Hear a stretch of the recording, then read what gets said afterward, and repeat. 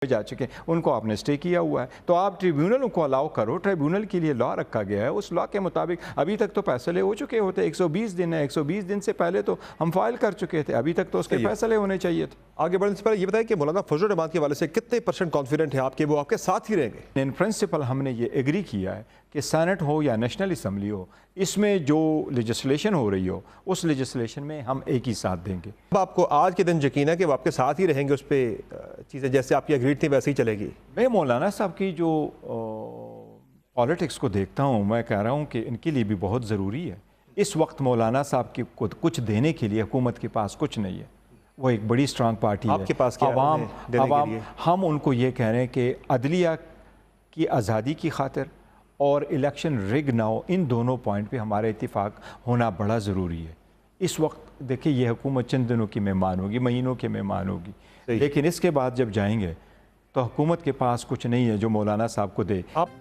ये वो सूरत हाल है जिसने मुल्क की सियासत को मज़ीद इख्तलाफात और इंतशार की जानिब धकेल दिया है। आने वाले दिनों में मुल्क का सियासी मंजरनामा क्या बनने जा रहा है, बात करेंगे पाकिस्तान तहरीक इंसाफ के चेयरमैन बैरिस्टर गौहर से, जबकि प्रोग्राम में आगे चल के हमारे साथ मौजूद होंगे वफाकी वज़ीर इत्तलात अता तारर साहब। बहुत शुक्रिया बैरिस्टर गौहर साहब हमें प्रोग्राम में ज्वाइन करने के लिए। सर ये बताएं कि हुकूमत की तरफ से तो भरपूर कोशिशें जारी हैं 2/3 अक्सरियत के हुसूल के लिए। कल कौमी असम्बली की एक और सीट हुकूमत की तरफ चली गई। NA 79 रिकाउंटिंग में मुस्लिम लीग नून के उम्मीदवार वहाँ से कामयाब करार पाए हैं, वो सीट पहले आपके पास थी। और दूसरा मौलाना फजल रहमान साहब जिनकी सीटों से एक डिफरेंस जो है वो मज़ीद करीब आ सकता है कौमी असम्बली में भी और सेनेट के अंदर भी 2/3 अक्सरियत के लिए, उसे भी क्लोज करने के लिए गवर्नमेंट बड़ी भरपूर तरीके से मुतहर्रिक है। पिछले हफ्ते सदर जरदारी साहब मिलते हैं मौलाना फजल रहमान साहब को, आज वज़ीर-ए-आज़म शहबाज शरीफ साहब ने मुलाकात की है मौलाना फजल रहमान साहब के साथ। आपने भी काफ़ी इंगेज रखा मौलाना साहब को, कॉन्फिडेंट हैं कि वो आपके साथ ही रहेंगे या अब आपको खदशा होने लग गया कि मौलाना साहब चले जाएंगे गवर्नमेंट के साथ? नहीं, जहाँ तक मौलाना साहब का ताल्लुक़ है तो मुझे उम्मीद है इंशाअल्लाह ताला मौलाना साहब हमारे साथ ही रहेंगे। मौलाना साहब के साथ पहले ही PDM की हुकूमत में जाके ही अच्छा नहीं हुआ और उसके साथ धोखा हुआ है, इन लोगों ने उसको इग्नोर किया था। लेकिन मौलाना साहब एक सीरियस सियासतदान है, इस वक्त बहुत कुछ आगे जा चुका है। हुकूमत के पास लेजिटिमेसी बिल्कुल नहीं है। ये 17 सीट की हुकूमत है और ये कोशिश कर रही कि 2/3 मेजॉरिटी ले ले। जिस तरीके से आपने जिक्र किया, हमारा एक सीट NA 79 का एहसान विर्क साहब का वो जीत चुके थे और ये हिस्ट्री में पहला केस है पाकिस्तान में कि हमारे कैंडिडेट के वोट उनको कम करके एक और कैंडिडेट को जितवाया गया, बिंडर साहब को। और किस तरीके से कराया गया कि ये पहला सीट है जिसमें से 23,000 वोट को 23,000 वोट उसको रिजेक्ट इनवैलिड करा के हमारे कैंडिडेट को 3,000 वोट से हरवाया जाता है। ये नंबर्स गेम की बात नहीं होती, आपकी लेजिटिमेसी की बात होती है। अगर मौलाना साहब इनके साथ जाएं भी, with all due respect, even दिन इनके पास कौमी असम्बली में 2/3 मेजॉरिटी नहीं और मौलाना साहब की सीटें इनको सेनेट में भी मिले। 3 से 5 का फर्क रह जाता है। एक सीट का फर्क भी बहुत होता है। से वो हवा में लटके हुए हैं, उनके बारे से भी स्टेटस भी क्लियर नहीं है। उन्हें नहीं, हमारे कैंडिडेट जो है अल्हम्दुलिल्लाह हमारे जितने कैंडिडेट है वो हमारे साथ है, वो कभी गवर्नमेंट के साथ नहीं जाएंगे किसी सूरत में। एक बंदा भी स्लिप नहीं होगा। एक अगर किसी ने जाना होता तो अब अभी तक जा चुके होते। सुप्रीम कोर्ट के फैसले के बाद अभी स्पीकर कौमी असम्बली भी एक खत लिखने वाले हैं इलेक्शन कमीशन को कि आपका जो पिछला नोटिफिकेशन था वो जो है वैलिड नहीं रहा, वो लॉ इलेक्शन एक्ट में तरमीम कर दी है। वो जो लॉ है वो हमने चैलेंज किया और वो बिल्कुल अनकॉन्स्टिट्यूशनल है। दूसरी बात है कि आप दो चीज़ें नहीं कर सकते, आप रिट्रोस्पेक्टिव इफेक्ट दे रहे हैं और फिर आप सुप्रीम कोर्ट की जजमेंट को नलिफाई कर रहे हैं। तो अगर आप सुप्रीम कोर्ट की जजमेंट को नलिफाई करने की कोशिश कर रहे हैं तो उनके अपने पैरामीटर्स हैं, आप इसी तरीके से प्राइवेट बिल से ये नहीं कर सकते। तो हमें उम्मीद है वो हमने चैलेंज किया और सुप्रीम कोर्ट इंशाअल्लाह ताला उस जो तरमीम की है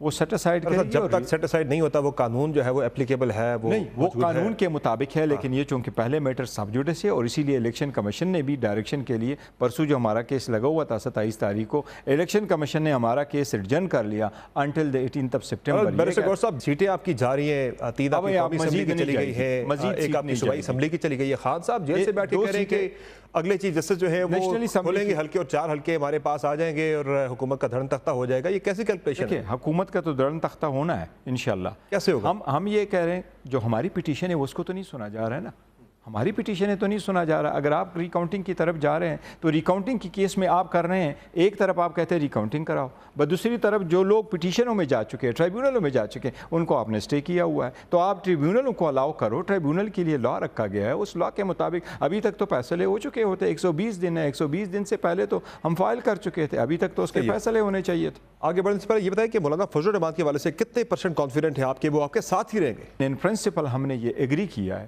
کہ سینٹ ہو یا نیشنل اسمبلی ہو، اس میں جو لیجسلیشن ہو رہی ہو اس لیجسلیشن میں ہم ایک ہی ساتھ دیں گے۔ اب آپ کو آج کے دن یقین ہے کہ وہ آپ کے ساتھ ہی رہیں گے، اس پہ چیزیں جیسے آپ کی اگریڈ تھی ویسے ہی چلے گی؟ میں مولانا صاحب کی جو پالیٹکس کو دیکھتا ہوں، میں کہہ رہا ہوں کہ ان کے لیے بھی بہت ضروری ہے۔ اس وقت مولانا صاحب کی کچھ دینے کے لیے حکومت کے پاس کچھ نہیں ہے، وہ ایک بڑی اسٹرانگ پارٹی ہے۔ آپ کے پاس کیا ہے عوام دینے کے لیے؟ ہم ان کو یہ کہہ رہے ہیں کہ عدلیہ کی آزادی کی خاطر اور الیکشن رگ نہ ہو، ان دونوں پوائنٹ پہ ہمارا اتفاق ہونا بڑا ضروری ہے۔ اس وقت دیکھیں یہ حکومت چند دنوں کی مہمان ہوگی، مہینوں کی مہمان ہوگی، لیکن اس کے بعد جب جائیں گے تو حکومت کے پاس کچھ نہیں ہے جو مولانا صاحب کو دے۔ آپ نے بھی کچھ آفر کیا مولانا صاحب کو؟ کچھ سینٹ کی ایک سیٹ اور 2 DCs کی جو ایک چل رہی ہے خبر وغیرہ کوئی؟ نہیں، یہ سوشل میڈیا پہ کچھ چلی تھی، پھر تردید ہماری طرف سے بھی آئی ہے اور مولانا صاحب کی طرف سے بھی تردید آئی ہے۔ ہماری ڈسکشن میں کوئی بھی ہم نے کوئی سینٹ کا ذکر نہیں کیا۔ اچھا یہ بتائیں کہ جو کیلکولیشنز ہیں آپ کی آنے والے چیف جسٹس کے حوالے سے، خدشات آپ کے ہیں کہ حکومت جو ہے وہ قاضی فائز عیسی صاحب کو توسیع دینے کے لیے ہی سارا کچھ کر رہی ہے، یہ ساری جو آئینی ترمیم کے لیے 2 اکثریت مینیج کرنے کے لیے؟ ابھی تک تو آپ کی جس سے کیلکولیشن ہے، آپ کا اندازہ ہے، معلومات بھی آپ کے پاس کہ یعنی معلوماتی بنیادوں پہ آپ یہ کہہ رہے ہیں کہ یہ ان کی توسیع کے لیے ہی سب کچھ ہو رہا ہے؟ دیکھیں اور کوئی ایسا پوائنٹ ہمیں نظر نہیں آ رہا، کیونکہ اگر حکومت کنسیڈر بھی کر رہی ہے تو جوڈیشل پیکج، اور یہ وہ حکومت ہے جن کو آزاد عدلیہ کے بھی راس نہیں آئی ہے۔